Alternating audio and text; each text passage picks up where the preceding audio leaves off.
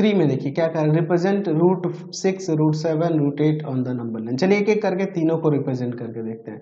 पहले हम लोग रूट 6 की बात करें तो देखिए सबसे पहले हम लोग यहाँ पे क्या कर लेंगे, एक नंबर लाइन ले लेते हैं, ठीक है। अब यहाँ पर एक पॉइंट ओ ले लेते हैं, जो यहाँ पर हम लोग ये भी मान लेंगे कि ओ जो होगा सेंटर को ही रिप्रेजेंट करेगा जहाँ पर 0 है, ठीक है, समझ रहे ना।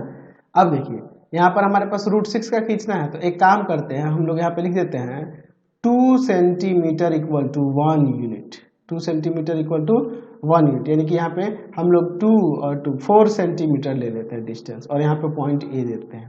4 सेंटीमीटर डिस्टेंस पे लिखिए, यानी कि 2 यूनिट हो गया।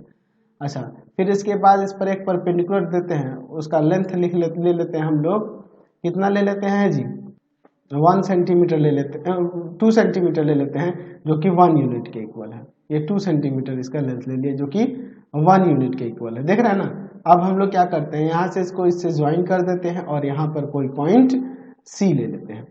तो ये जो आप निकालेंगे ओ सी, देख लीजिए क्या होगा, ओ सी इक्वल टू में हो जाएगा, जब ये 90 है तो रूट अंडर आ जाएगा कितना, ओ ए का स्क्वायर प्लस में ए सी का स्क्वायर, यानी हो जाएगा रूट अंडर 2 का स्क्वायर प्लस 1 का स्क्वायर, यानी कि 4 प्लस का 1 रूट अंडर 5, ये रूट अंडर 5 हो जाएगा, ठीक है। हमें रूट अंडर 6 का खींचना है तो फिर से हम लोग यहाँ पर 2 सेंटीमीटर यानी कि 1 यूनिट हम लोग लेंगे इस पर परपेंडिकुलर, ठीक है। चलिए अब इसके बाद ये 1 यूनिट लिए, यहाँ पे डी पॉइंट लेते हैं और फिर हम लोग इस ओ से डी को ज्वाइन कर देते हैं। तो अब इस ट्रायंगल में देखेंगे, इन ट्रायंगल COD में, ये पहले किस में देख रहे थे, इन ट्रायंगल AOC में। तो अब इस ट्रायंगल में देखेंगे COD में, तो आपका हो जाएगा OD इक्वल टू में रूट अंडर OC का स्क्वायर प्लस में CD का स्क्वायर, रूट अंडर 5 का स्क्वायर और प्लस में 1 का स्क्वायर, ठीक है, 5 प्लस का 1 रूट अंडर 6।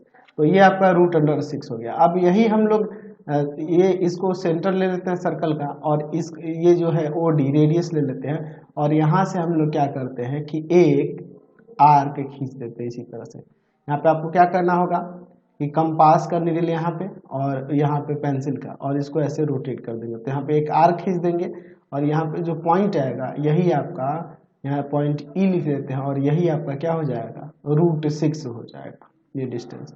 तो एज ओ जो हो जाएगा, ओ यही आपका 0 को डिनोट करेगा, समझ गए ना, और यही रूट 6 हो जाएगा। तो यहाँ से आप लिख सकते हैं ओ ही रूट 6 हो जाएगा। तो यहाँ पे लिख सकते हैं कि taking O as the center and O क्या था, D, OD, ये OD है ना, OD as radius draw an arc cutting real line at C, sorry E ना, real line at E है ना जी, E पर कट कर रहा है क्लियरली। यहाँ पे हम लोग लिख सकते हैं कि OD equal to OE equal to root 6, hence E represents root 6 on the number line. तो इस तरह से हम लोग इसको यहाँ लिख सकते हैं। अच्छा, अगर इसी में रूट 7 की बात करेंगे तो हम लोग इसी में थोड़ा सा चेंज करते हैं। चलिए मैं उसको बना के दिखाता हूँ। जैसे देखिए रूट 7 के लिए हम लोग क्या करेंगे, सेम अभी जैसे रूट 6 के लिए लिए हैं उतना तो पहले खींच ही लेंगे इसमें भी, ठीक है, ध्यान से देखना। यहाँ ओ ले लिए, यहाँ आप 4 सेंटीमीटर डिस्टेंस पे एक पॉइंट लो जिसे हम लोग 2 यूनिट कह देंगे, क्योंकि हम लोग 2 सेंटीमीटर को 1 यूनिट ले रहे हैं, ठीक है। अब इस पर क्या करेंगे, एक परपेंडिकुलर लेंगे जो 2 सेंटीमीटर होगा, यानी कि 1 यूनिट होगा, ठीक है। यहाँ से इसको ज्वाइन कर देंगे। हमने अभी देखा कि ये जो होता है रूट 5 हो जाता है, और इस पर फिर परपेंडिकुलर एक खींच दें ऐसे, ठीक है। और इसको ज्वाइन कर दें तो आपकी बार ये क्या हो जाएगा, यहाँ पर √6 हो जाएगा। फिर से एक परपेंडिकुलर इस पर खींच दें और इसको यहाँ से ज्वाइन कर दें। ये जो परपेंडिकुलर खींच रहे हैं ये 1 यूनिट है, तो ये √7 आ ही जाना है। ठीक है, यहाँ पर डी लिख देते हैं और यही ओडी को हम लोग ओ को सेंटर और ओडी को रेडियस लेकर जब एक यहाँ पर आर्क खींच देंगे ओडी रेडियस वाला, तो यही आपको √7 को रिप्रेजेंट करने लगेगा। ठीक है, इसको ई देते हैं और सेम स्टेटमेंट जैसे हमने इसके पहले वाले √6 के लिए लिखा है वैसे ही √7 के लिए भी आप कर देंगे, कोई दिक्कत नहीं है। इनको दिखा भी देंगे एक एक करके सभी ट्रायंगल में लेके। पहले इन ट्रायंगल BAOB में लेंगे, OB इक्वल टू में √OA का स्क्वायर प्लस AB का स्क्वायर, ये ना करेंगे जी। तो अब इसके बाद आ जाएगा √2 का स्क्वायर प्लस 1 का स्क्वायर √5। फिर इन ट्रायंगल BOC में OC इक्वल टू में √OB का स्क्वायर प्लस में BC का स्क्वायर, यानी √5 का स्क्वायर प्लस में 1 का स्क्वायर √6 आ जाएगा। फिर इन ट्रायंगल COD तो क्या हो जाएगा यहाँ पर OD इक्वल टू में √OC का स्क्वायर प्लस CD का स्क्वायर, यानी हो जाएगा √6 का स्क्वायर प्लस में 1 का स्क्वायर, तो ये √7 आ जाएगा। और फिर जैसे हमने स्टेटमेंट लिखा था ना इसके लिए √7 के लिए, वैसे ही √6 के लिए वैसे इसमें भी आप लिख देंगे। समझ गए?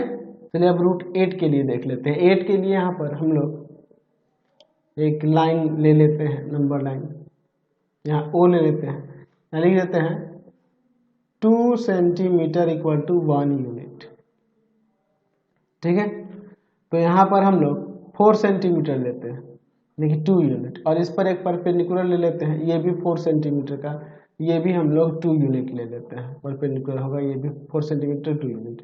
यहाँ O से B को ज्वाइन कर देते हैं। ठीक है, अब देखिए अगर हम लोग OB के लेंथ की बात करेंगे यहाँ पर, तो √अंडर क्या हो जाएगा, OA का स्क्वायर प्लस OAB का स्क्वायर, यही ना हो जाएगा, यानी √2 का स्क्वायर प्लस 2 का स्क्वायर, √4 प्लस 4 यानी कि √8।